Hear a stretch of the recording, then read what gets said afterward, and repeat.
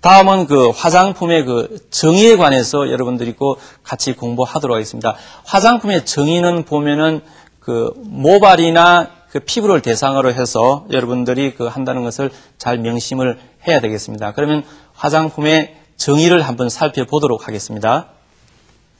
그 화장품의 그 정의를 보면은 그 화장품법 제2조 1항에 보면은 화장품은 인체를 청결미화하고 매력을 더하고 용모를 밝게 변화시키거나 피부 모발을 건강 유지 또는 정진시키기 위해서 인체에 사용하는 물품으로서 인체에 대한 작용이 경미한 것을 말한다. 이렇게 되어 있습니다.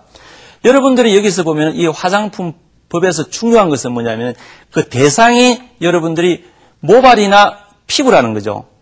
그래서 이는 그 화장품의 정의는 나라별로 조금 차이가 있습니다. 우리나라나 일본, 미국 같은 경우에는 거의 비슷하고 유럽 같은 경우에는 우리나라보다 조금 더 포괄적입니다. 여기서 피부나 모발뿐만 아니라 구강도 포함이 됩니다. 그래서 예를 들면은 여러분들 치아 미백제 같은 경우에는 우리나라에서는 의약 외품으로 분류합니다만은 유럽에서는 그 화장품으로 분류를 하고 있습니다. 그 다음에 또 한 가지 중요한 것은 뭐냐면 인체에 대한 작용이 경미한 것을 말한다.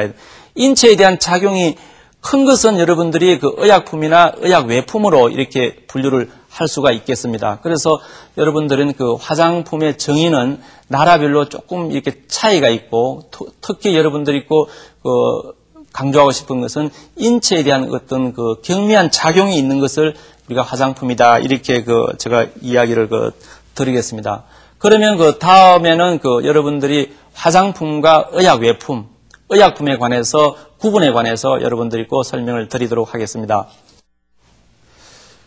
그러면 그 각각에 대해서 구분을 설명하면 사용 대상은 화장품과 의약 외품은 정상인이고 의약품은 환자를 대상으로 하는 것이고 사용 목적은 여러분들이 그 화장품은 청결 미화이고 의약 외품은 위생과 미화, 그다음 의약품은 질병과 치료 진단이죠.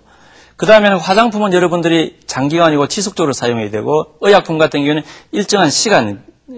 일정한 기간이 있고 그다음 가장 중요한 것은 뭐냐면 이 부작용입니다. 화장품은 부작용이 전혀 없어야 된다는 거죠. 의약외품하고. 근데 의약품 같은 경우에는 약간의 부작용이 있더라도 효능 효과만 뛰어난다면 충분히 좋은 원료로도 사용할 수는 있겠죠. 그래서 우리가 그 화장품과 의약품은 정밀화학 쪽에 속하는데 가장 중요한 것 중에 하나가 화장품은 피부에 안전해야 된다는 거죠. 원료 자체도 상당히 안전해야 된다는 겁니다. 그러면 다음에는 화장품의 분류에 관해서 여러분들이 꼭 같이 보도록 하겠습니다. 우리가 화장품의 분류를 보면은 기초 화장품과 메이크업 화장품을 이렇게 볼 수 있습니다. 기초 화장품은 여러분들이 사용 목적에 따라서 세안, 피부 정돈, 피부 보호를 볼 수 있고 메이크업 화장품은 베이스 메이크업과 포인트 메이크업으로 이렇게 분류를 할 수가 있겠습니다. 그 다음에는 모발 화장품.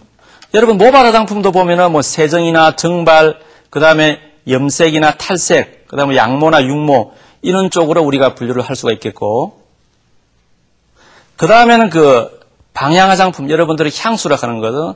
그 다음에 바디 화장품, 신체를 보호하거나 채취 방지, 여러분 데오도란트 하는 그런 제품 있죠. 이런 제품이 있겠습니다. 제가 화장품의 분류는 목적에 따라서만 분류를 했는데 제품에 대해서는 여러분들이 이야기는 하지 않았습니다. 여러분들의 제품에 대해서는 충분히 알 것으로 생각해서 그랬는데 여러분들이 한 번 더 제품하고 목적을 연결해서 잘 살펴보시고 다음에는 화장품 품질 특성에 관해서 제가 설명을 드리겠습니다. 화장품이 좋고 나쁨을 따를 때는 이 품질 특성이죠. 안전성과 안정성, 사용감, 유용성에 관한 이런 것이 중요하죠. 그러면 화장품의 품질 특성에 관해서 한번 살펴보도록 하겠습니다. 먼저 안전성, 피부 자극이 있나 없나 이런 쪽에서 그 다음에 경구독성. 여러분들이 혹시나 어린아이들이 마셨을 때 문제가 되면 안 되겠죠. 그 다음에 안정성. 여러분들이 제품의 변질이나 분리가 되거나 색상이 변하거나 또 냄새가 난다든지 미생물 오염이 있으면 안 되겠죠. 그 다음에 사용감. 사용성에서는 사용감 여러분들이 부드럽게 잘 발리느냐 또한 피부에 촉촉하게 발리느냐 이런 쪽이 있고 그다음 편리성 그 다음에는 기호성 향이나 색상 디자인 등 이런 쪽이죠. 그 다음에 유용성 여러분들이 요즘 기능성을 요하는 보습이든지 자외선이든지 세정 효과 색채 같은 이런 제품들이 갖추어져야만이 좋은 제품이라 이렇게 할 수가 있겠습니다. 우리가 이런 그 화장품에서 품질 특성이 잘 갖추어진 제품이라야만이 소비자들이 있고 신뢰를 받을 수가 있겠습니다. 그러면 다음에는 화장품의 원료에 관해서 이렇게 여러분들이 설명을 드리도록 하겠습니다. 화장품 원료는 화장품에 있어서 아주 중요한 것이죠. 그래서 화장품 원료에 대해서 한번 살펴보도록 하겠습니다. 우리가 화장품의 원료의 구비 조건을 보면 사용 목적에 따른 기능이 우수해야 된다는 거하고, 그 다음에 두 번째는 안전성이 양호해야 된다는 거, 그 다음에 세 번째는 안정성이나 안정성이 우수해야 된다는 겁니다. 그럼 네 번째로는 그 냄새가 적으면서 품질이 일정해야 된다는 겁니다.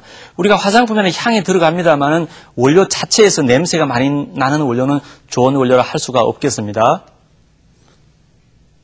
그러면 이어서 화장품의 원료 지정을 보면은 우리가 지금 화장품에 사용할 수 있는 원료가 지금 한 6천여 가지가 되거든요. 그 중에 우리가 가장 많이 사용하는 것이 약 800여 가지고 원료 한 제품을 만드는데 약 3, 40가지 원료가 들어가는데 그래서 아무거나 우리가 원료를 사용할 수는 없습니다. 그래서 여기 보면은 화장품 원료 기준집, 우리 장원기라 그러거든요. 여기에 등재가 되어 있거나 그 다음에 KCID, 이것은 뭐냐면 대한민국 화장품 원료 기준집, ICID, 국제 화장품 원료 기준집, 그 다음에 EU 화장품 원료 기준집에 이런 데 등재가 되어 있어야 됩니다. 아니면 식약청장이 화장품 품목으로서 허가를 해준 그런 원료들만이 화장품 원료를 우리가 사용할 수가 있겠습니다.